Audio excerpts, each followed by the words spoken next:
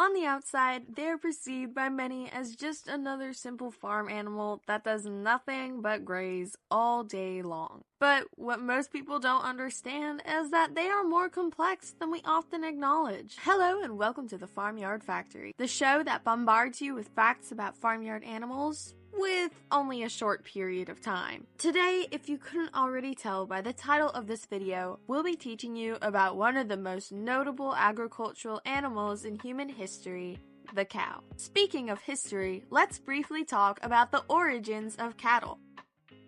The ancestor of all cattle is commonly referred to as the auroch.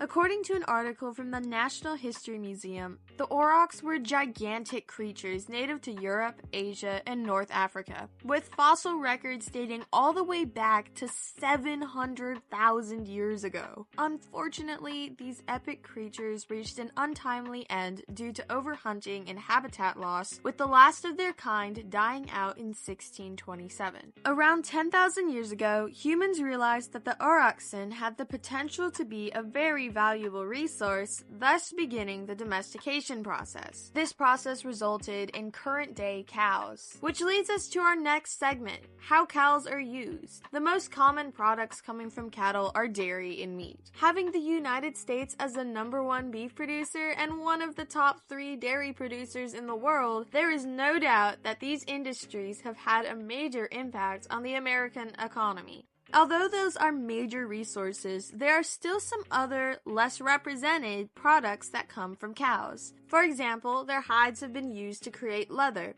which is then turned into items such as clothing, accessories, saddles. There really are quite a lot of products made from leather. However, there are some other objects created from cows that are kind of surprising. Some of these items include mouthwash, candles, toothpaste, deodorants. It really can be kind of crazy to think about just how versatile the different parts of a cow can be. If you're interested in learning more about their byproducts, you can look at this image I have on screen right now. In terms of money, as I've already mentioned, cattle have contributed a lot to the United States. A study from the USDA revealed that, quote, in 2024, U.S. cattle production represented about 22% of the $515 billion in total cash receipts for agricultural commodities. At first, 22% may sound small, but when you think about it, that translates to a whopping $113.3 billion.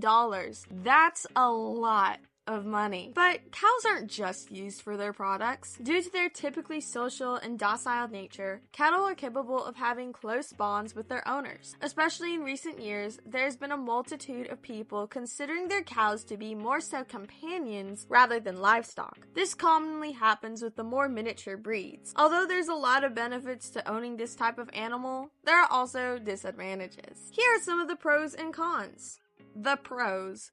Homegrown beef is oftentimes higher quality than store-bought beef. So if you're looking for better food for you, then raising your own meat might be beneficial. Because of their grazing, cows can help manage unused land, specifically areas unsuitable for farming. Finally, cattle also have waste that can make great fertilizer for crops. So if you're planning on starting a garden alongside your farmstead, having cows might be a good idea. Here are the cons.